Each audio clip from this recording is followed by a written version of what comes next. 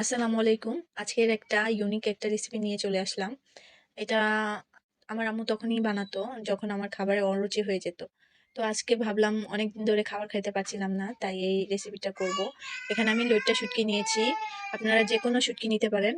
তো এখানে আমি সিমগুলো যেগুলিতে বিচি হয়ে গেছে ওই সিমগুলো নিয়েছি। বাতি সিম দিয়ে এটা মজা হয় এই রেসিপিটা।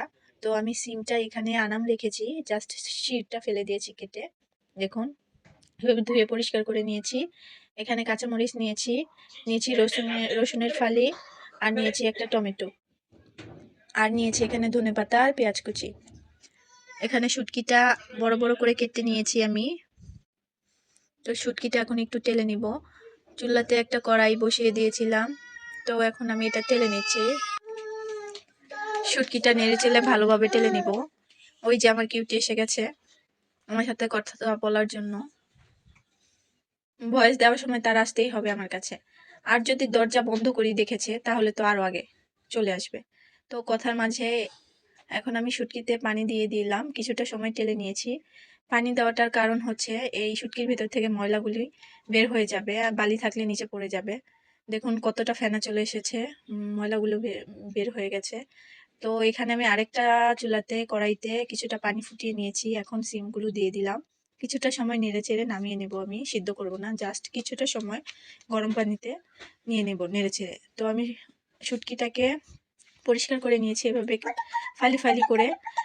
শুটকির মাঝখানে যে আঁশটা ছিল বা কাঁটাটা ছিল সেটা ফেলে দিয়েছি।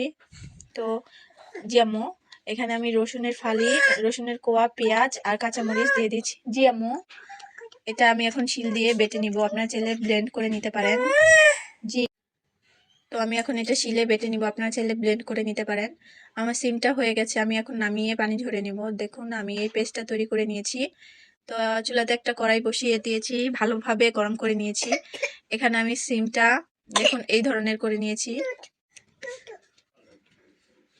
তো কড়াইতে আমার মাছ ভাজার কিছুটা তেল ছিল, সেটা দিয়ে দিয়েছি। এটা দিয়ে রেসিপিটা দারুণ হবে।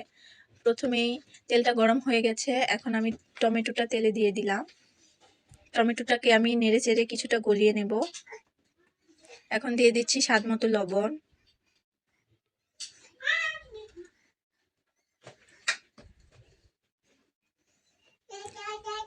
তো এখন আস্তে আস্তে আমি বাকি ইনগ্রিডিয়েন্টস গুলি দিয়ে দিচ্ছি পেঁয়াজ কুচি। টমেটোটা অনেকটাই গলে গেছে, এখন পেঁয়াজটার সাথে কিছুটা সময় নেড়ে চেড়ে ভেজে নিব। দেখুন এখন আমি যেই মশলাটা তৈরি করেছি শুটকির, সেটা আমি দিয়ে দিচ্ছি। এখন শুটকিটা আমি বাকি মশলার সাথে নেড়ে চেড়ে কিছুটা সময় ভেজে নেব।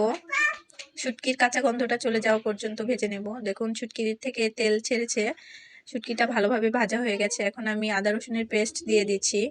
এভাবে আরো কিছুটা সময় ভেজে নেব। এই মশলাটা যতটা কষানো যাবে ততটাই স্বাদ হবে।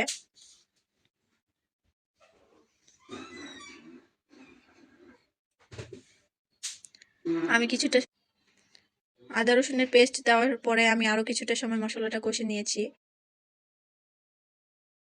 পাতিলাতেই যে মশলাটুক ছিল সেটা ধুয়ে আমি কিছুটা পানি দিয়ে দিচ্ছি এখানে।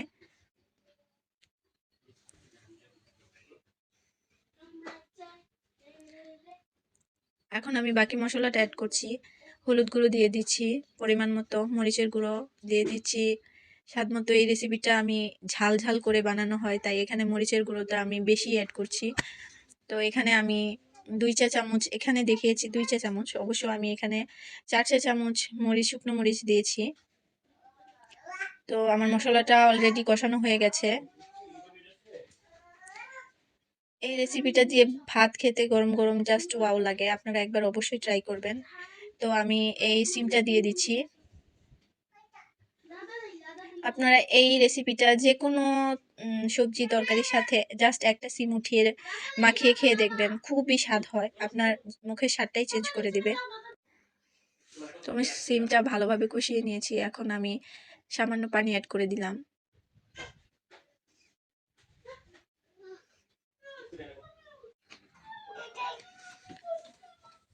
এখন আমি ঢাকনাটা দিয়ে কিছুটা সময় রান্না করে নেব।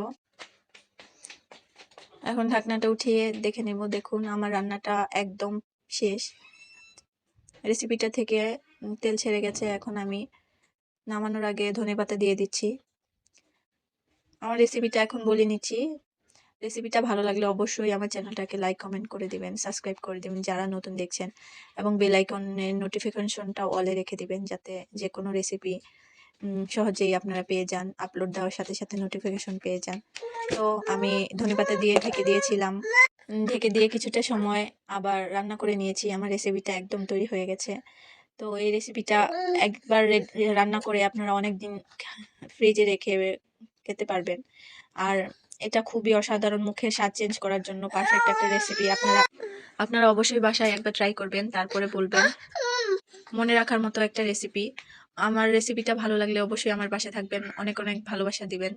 তো আজকের মতো এই পর্যন্তই। নতুন আরো যে কোনো সময় যে কোনো রেসিপি নিয়ে আপনাদের মাঝে হাজির হয়ে যাব যে কোনো মুহূর্তে। এবং আমার চ্যানেলটাকে অবশ্যই লাইক করে দিবেন।